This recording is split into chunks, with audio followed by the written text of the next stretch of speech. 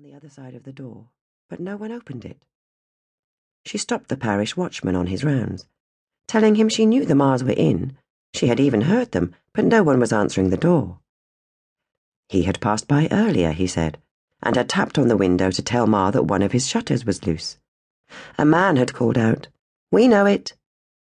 Now he wondered who had spoken. Their talking attracted the attention of Ma's next-door neighbour, a pawnbroker.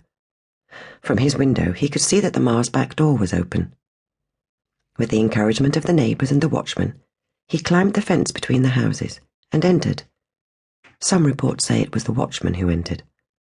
Whichever man it was, once inside, he found a scene from a horror film. Ma and his apprentice were lying in the shop, battered to death. The apprentice had been attacked so ferociously that fragments of his brains were later found on the ceiling. Blood was everywhere. Mrs. Ma was lying dead halfway to the door leading downstairs. The pawnbroker staggered to the front door shouting, "Murder! Murder has been done!" and the watchman swung his rattle to summon help. Soon an officer from the Thames Division police office appeared. Meanwhile, Margaret Jewell rushed in with a group of excited bystanders looking for the baby. They found him lying in his cradle in the kitchen, his throat cut. Some money was scattered on the shop counter, but £150 Ma had tucked away was untouched. On the counter lay an iron ripping chisel, which seemed not to have been used. In the kitchen, covered with blood and hair, was a ship's carpenter's peen maul, a hammer with sharpened ends.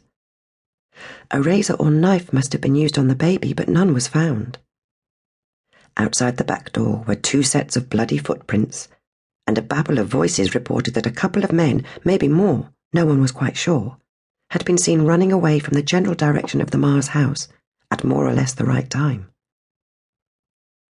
In the morning, a magistrate from the Thames Division Police Office took over the case.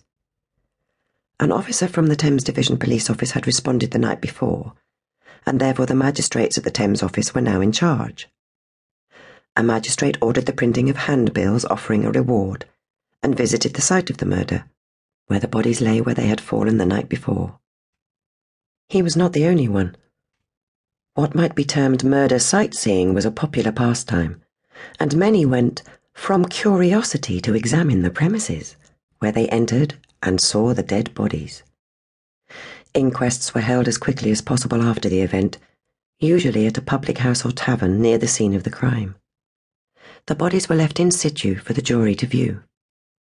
Until they had been, visitors traipsed through the gore-spattered rooms, peering not only at the blood splashes and other grisly reminders of the atrocity, but also at the bodies themselves. For those who wanted a tangible souvenir, there were always broadsides, which were swiftly on sale on street corners. Broadsides had been around since the 16th century, but modern technology made their production easier, cheaper and quicker, and their distribution more widespread. A typical broadside was a single sheet, printed on one side, which was sold on the street for a halfpenny or a penny. Broadsides had their heyday before the 1850s, when newspapers were expensive.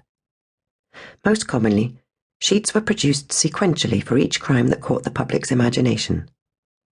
The first report of the crime, with further details as they were revealed, the magistrate's court hearing after an arrest, then the trial, and finally, and most profitably, a sorrowful lamentation and last confession, usually combined with a description of the execution. These lamentations and execution details were almost always entirely fabricated for commercial reasons. They found their readiest sale at the gallows, while the body was still swaying. For those who couldn't find a penny, pubs and coffee houses pinned up broadsides of popular crimes to be read by customers as they drank. Other broadsides appeared in shop windows, frequently attracting crowds of bloodthirsty children. One broadside, published before the Mars inquest, which opened 3 days after the murders, reported that the perpetrators are foreigners, which could have done little to reassure readers in this dockyard area of town, filled with sailors from across the world. Another spent less time on the possible murderer and more on the gory details and the rumours that were prevalent. to keep listening to this audiobook. I've left you a link in the description so you can do it, at no cost thanks to Audible's 30-day free trial.